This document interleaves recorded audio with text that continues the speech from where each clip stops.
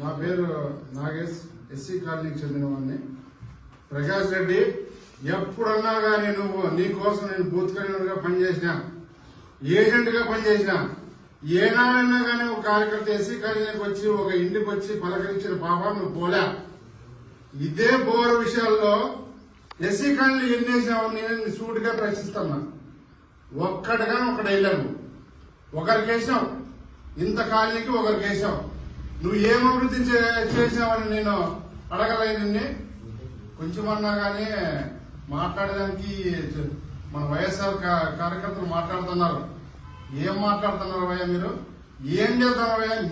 మీ సంతోషం కోసం మీరు బోర్ చేర్చుకుంటారు, మీ తల్లి పిల్లలు మీ వాళ్ళు ఎవరైనా కానీ చేసుకుంటారు, కానీ ఒక్కరు కూడా బోర్ వేసిన పాపం. ఇప్పటికైనా ప్రకాష్ రెడ్డి గుర్తుపెట్టుకో, ఎస్సీలని తక్కువ చూపు చూడొద్దు. ఎస్సీ కార్పొరేషన్ కోసం నేను ఎన్నిసార్లు ఫోన్ చేసినాను, ఎన్నిసార్లు మీ ఇంటికి వచ్చినాను, చొప్పులు అరిగిపోయిందని తిరిగినాను. ఎస్సీ కార్పొరేషన్ భూమి కలెక్టర్ ఆఫీస్ పోయి అర్జీ అంటావు, ఎంఆర్ఓ ఆఫీస్ పోయి ఫోన్ చేయంటావు, ఎంఆర్ఓ చేయలేదా అంటావు. ఇవన్నీ ఏడికి పోయి ఎస్సీలంటే నీకు అంత చిన్న సూపుగా మాట్లాడతావు. చేసేవాడు ఎస్సీల మీద ప్రేమ ఉంటే నువ్వు చెయ్యాలి కదా. గవర్నమెంట్ నీదుందే, ఎందుకు చేయలేదు? నీ పక్కనుండే తొత్తులే అది వైఎస్ఆర్ కాంగ్రెస్ పార్టీ మొత్తానే ఎక్కించుకున్నారు.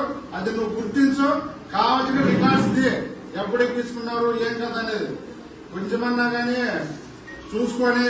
ఈ వైఎస్ఆర్ నా కార్యకర్తలు ఉన్నారు ఇక్కడ, అంకే అశోక్, ఆయన కొంచెం ఆయన విజ్ఞతకే వదిలేస్తాను. ఎవరు మాట్లాడుతున్నారు అని